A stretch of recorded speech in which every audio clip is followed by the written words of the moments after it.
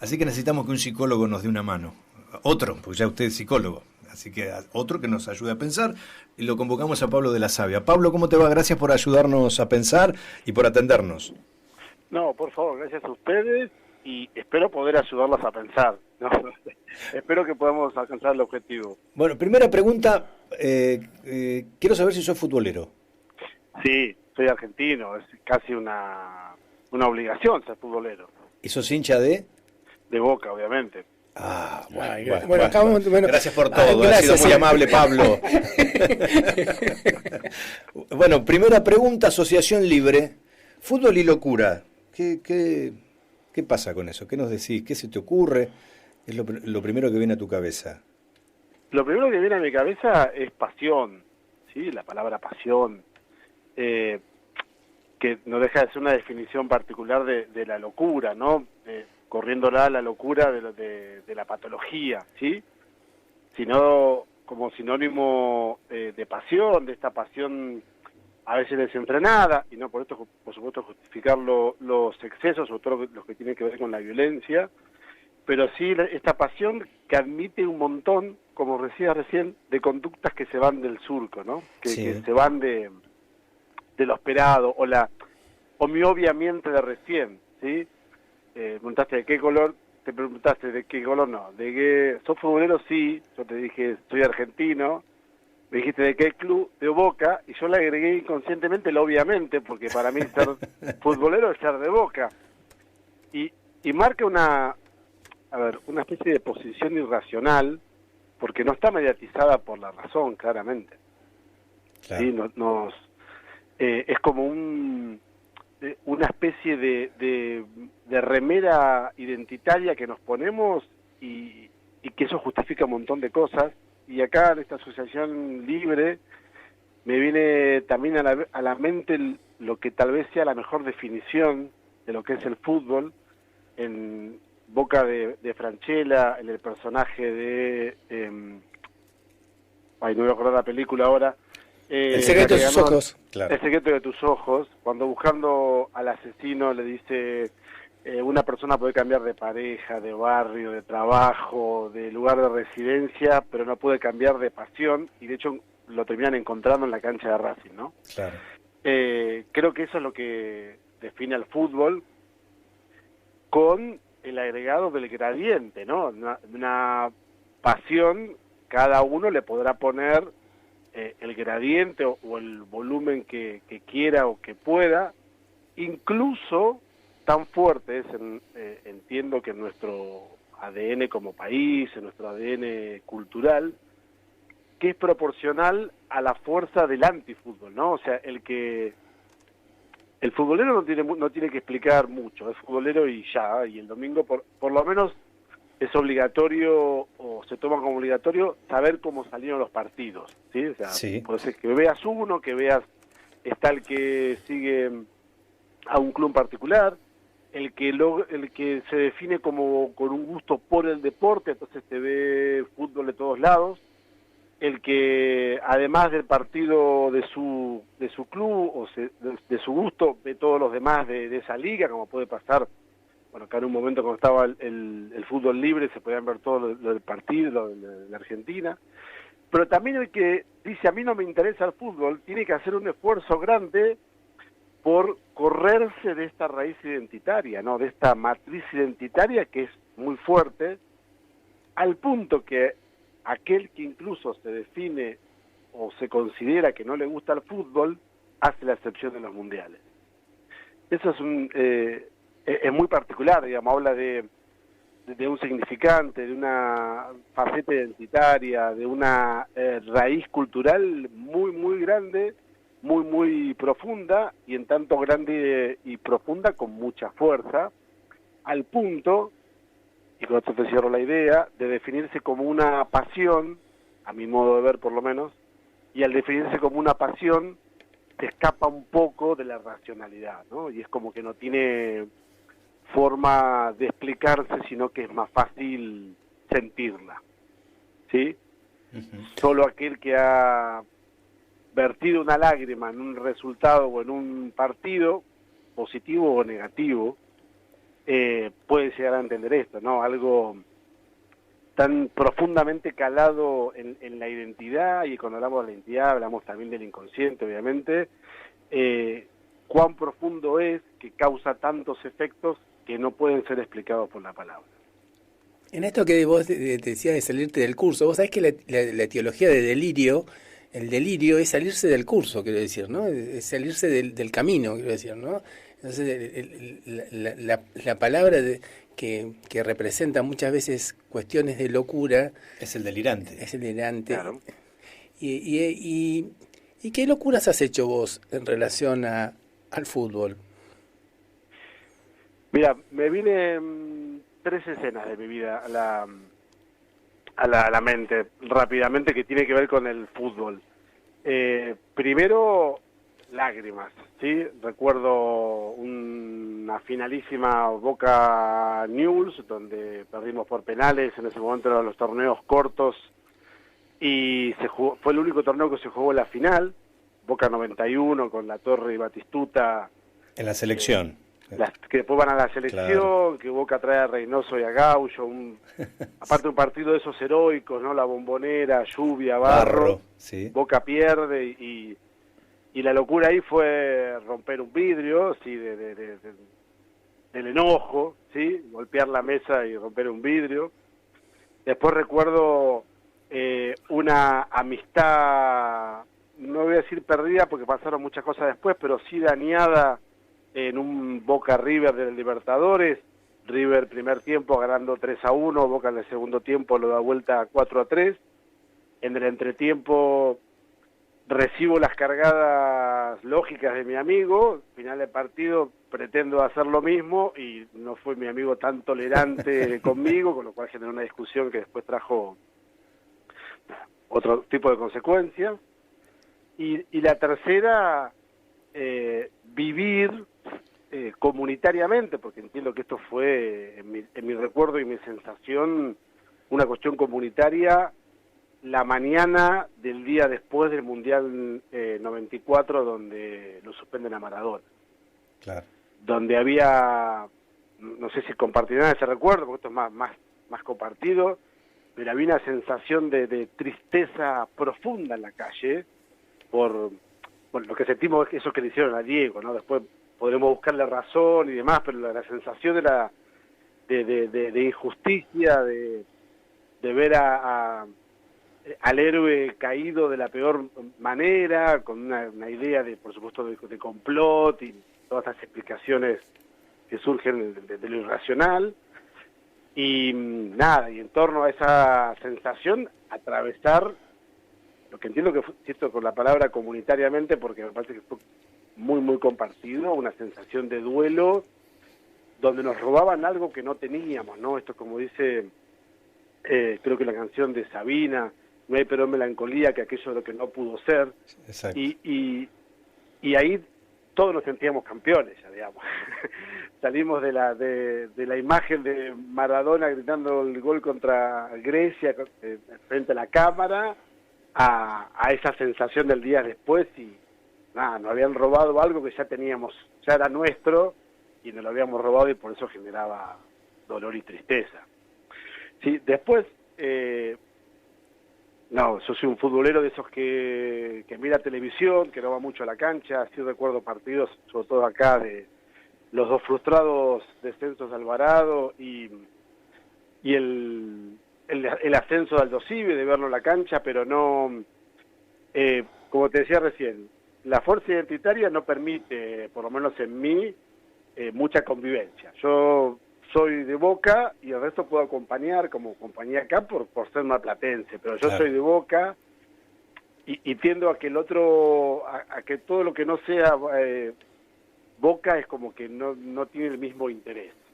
Sí, por eso los recuerdos, en mi historia, los recuerdos que tienen que ver con la cosa, con la conducta extraña, digamos, o con la conducta fuera de lo esperable, tiene que ver con Boca y Maradona, que por una cuestión generacional soy obviamente maradoniano, ¿no?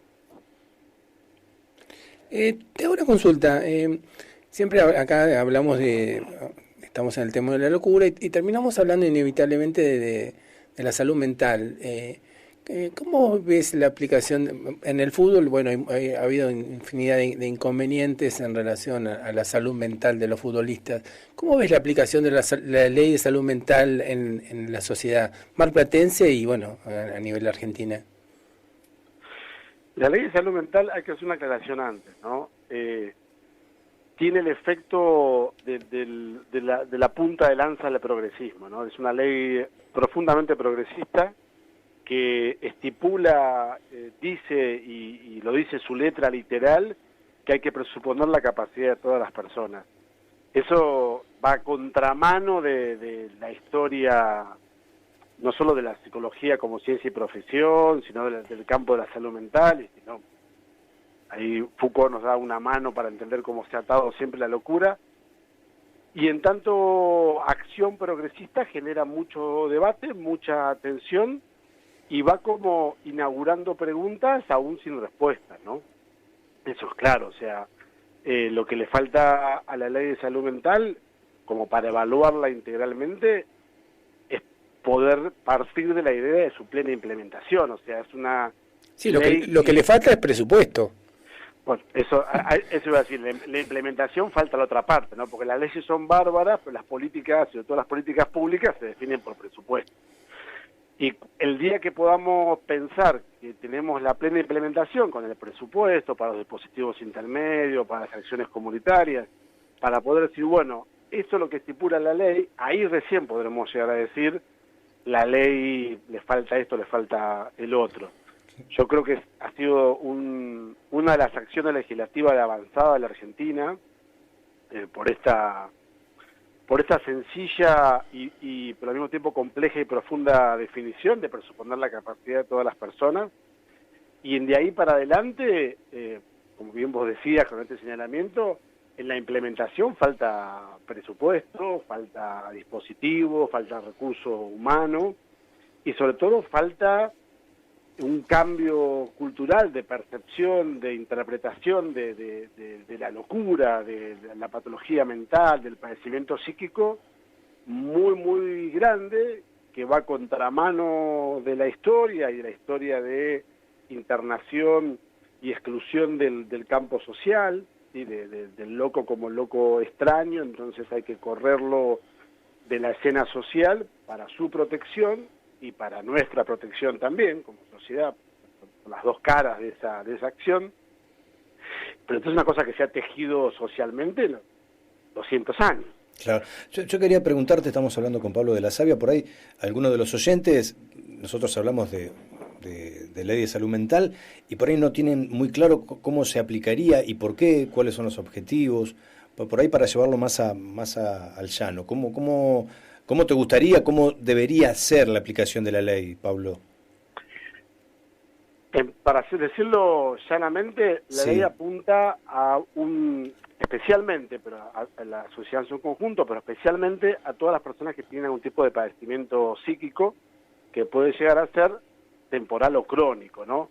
El crónico, donde aparece la idea o la concepción de la psicosis, o los cuadros diagnósticos de la psicosis y la esquizofrenia, por decir los ejemplos, que son aquellos que están más vinculados a la idea social de la locura, ¿no? Al imaginario del loco.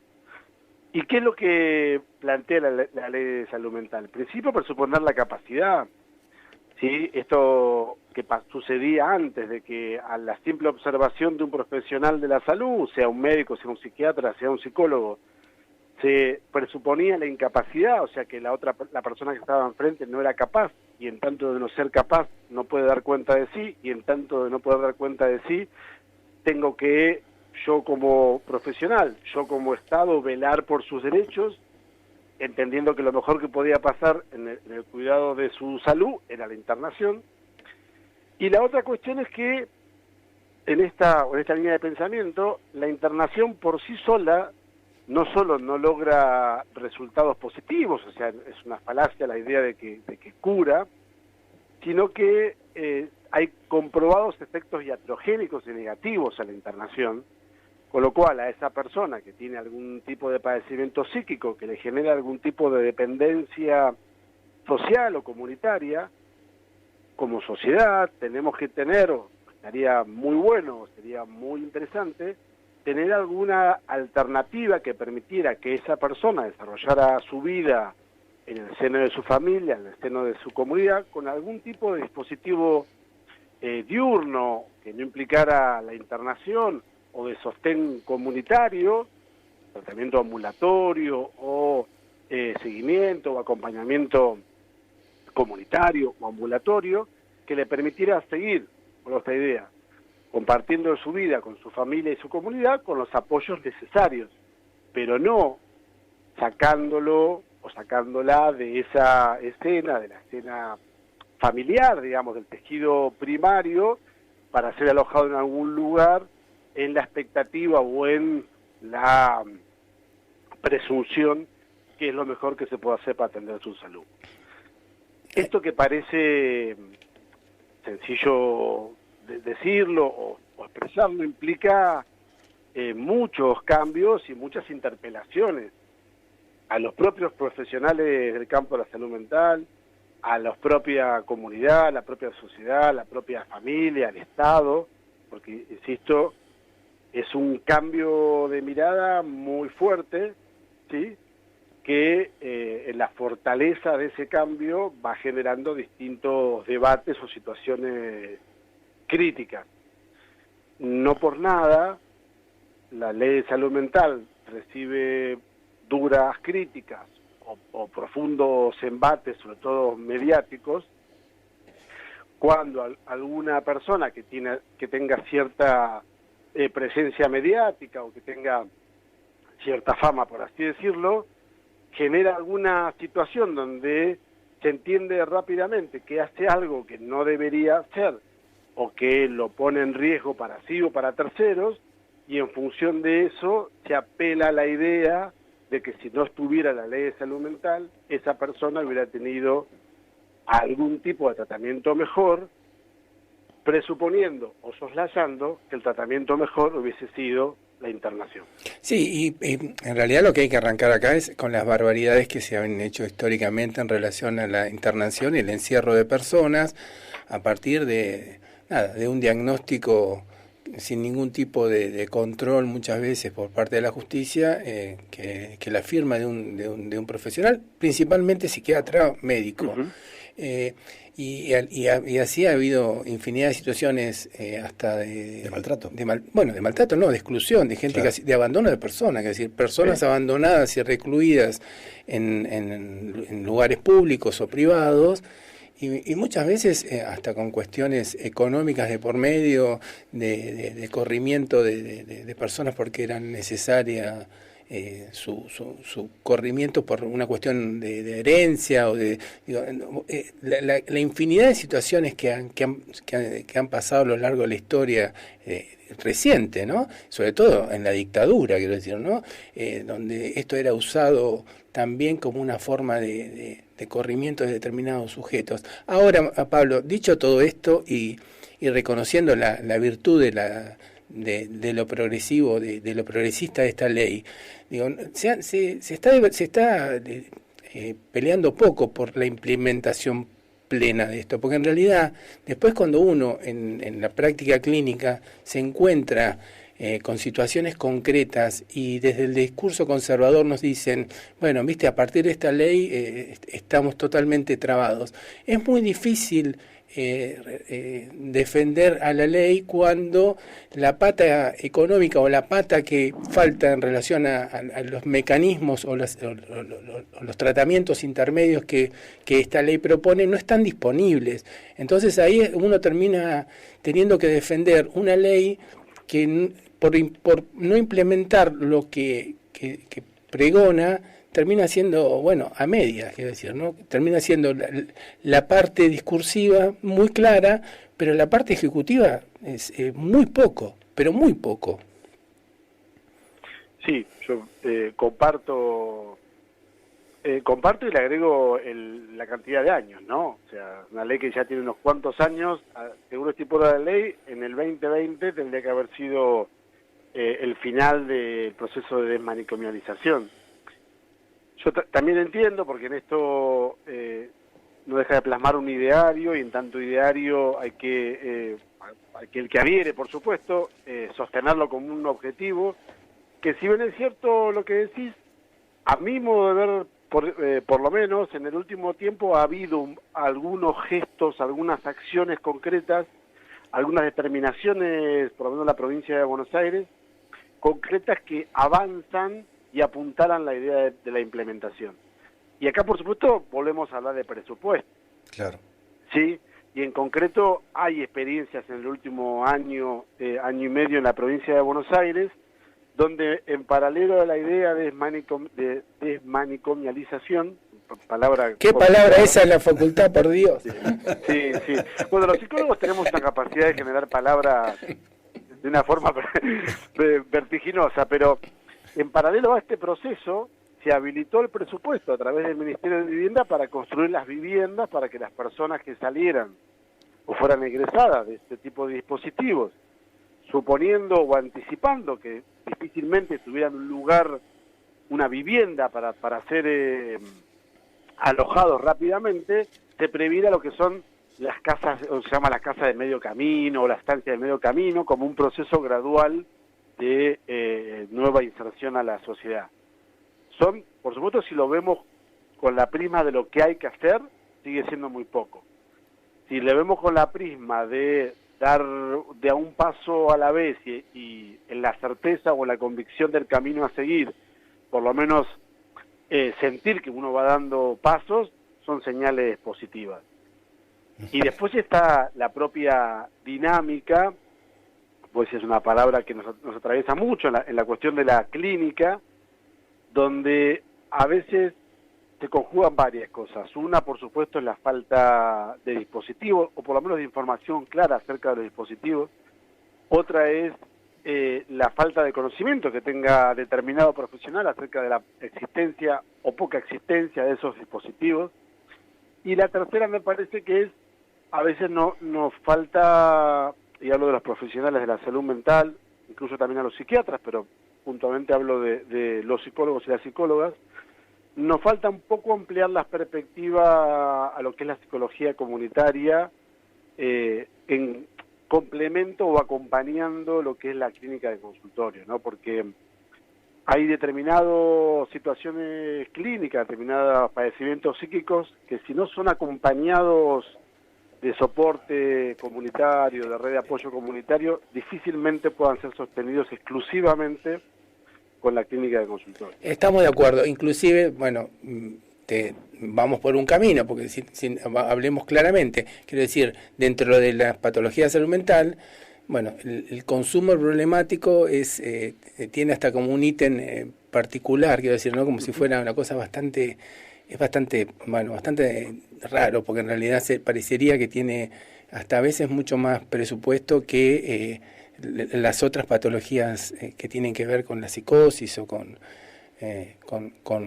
cuadros crónicos. Ahora, en lo concreto, cuando uno se plantea la clínica con estas patologías de consumo problemático, con las cuales trabajo hace 25 años, te tengo que decir que en realidad los únicos que terminan en este momento dando respuestas cierta y concreta son las comunidades terapéuticas que plantean también alguna forma de reclusión y que aparecen situaciones como las que vimos en televisión hace muy poco y que no son raras, son para los que estamos en esta problemática hace muchos años, uno las viene escuchando y no se terminan. ¿Por qué? Porque no hay, más allá de intentos con muy buena intención, pero la verdad que con poco desarrollo, de alternativas de tratamiento que impliquen esto, ¿no? Los hospitales de día, los tratamientos ambulatorios, la psicología comunitaria, que en realidad, dicho así, es muy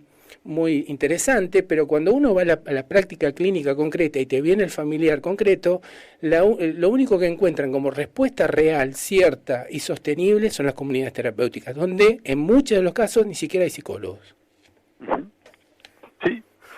Sí, y pueden estar sostenidas, conducidas y gerenciadas por no solo profesionales de la psicología, no solo en la ausencia de profesionales de la psicología, sino por titulaciones de nivel terciario, ¿no? Lo que son los operadores. Sí, es una descripción que comparto. Yo no me he dedicado mi vida profesional a este tema, pero bueno, conozco la situación, y creo que el gran desafío es seguir intentando en construir colectivamente alternativas, con todo lo que esto implica, ¿no? Porque tú no estás diciendo una frase o un objetivo un domingo a la mañana que el lunes a la mañana se desarma ante el caso concreto de la familia concreta, ¿sí? Exacto. No estamos de acuerdo.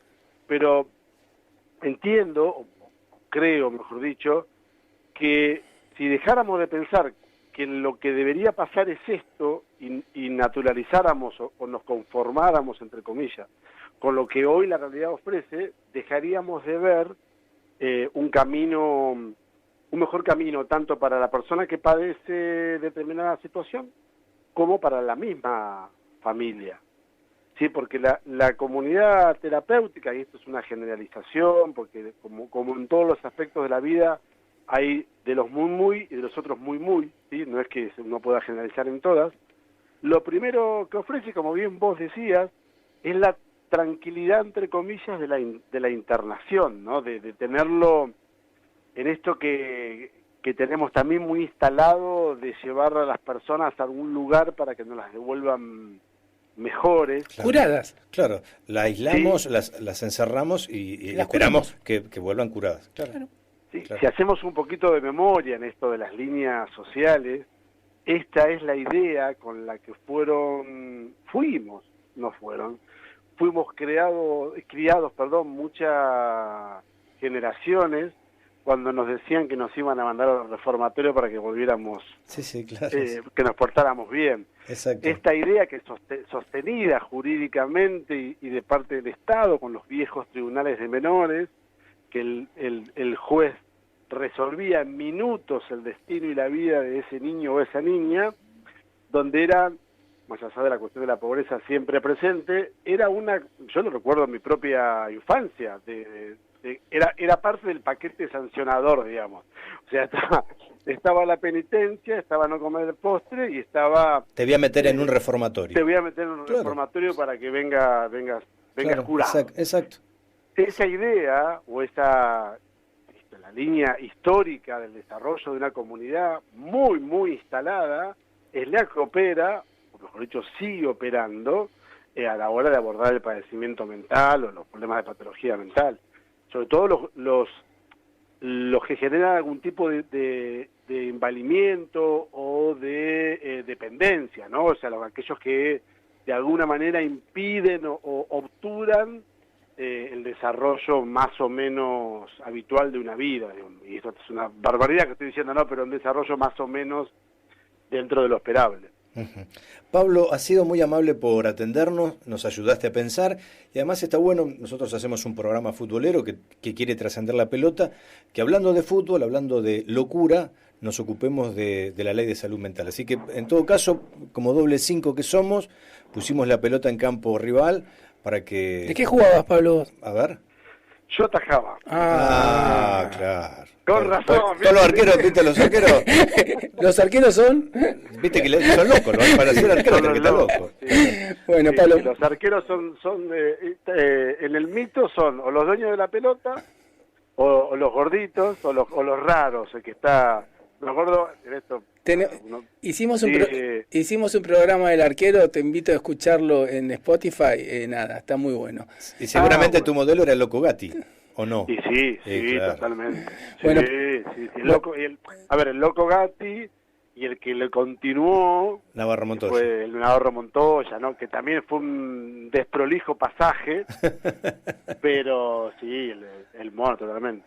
Bueno, pero viene bien, yo agradezco el espacio, la oportunidad de atar las dos cosas y de pensar siempre, apelando a la frase futbolera, creo que el mayor productor de frases en el fútbol, que es Diego, de pensar siempre que a pesar de todo, la pelota no se mancha. Bueno, eso me parece que es lo mejor. Cerraste muy lindo. Con esa frase un abrazo. Te despedimos. Gracias, Pablo, muy amable. Un abrazo, gracias a ustedes. Hasta luego.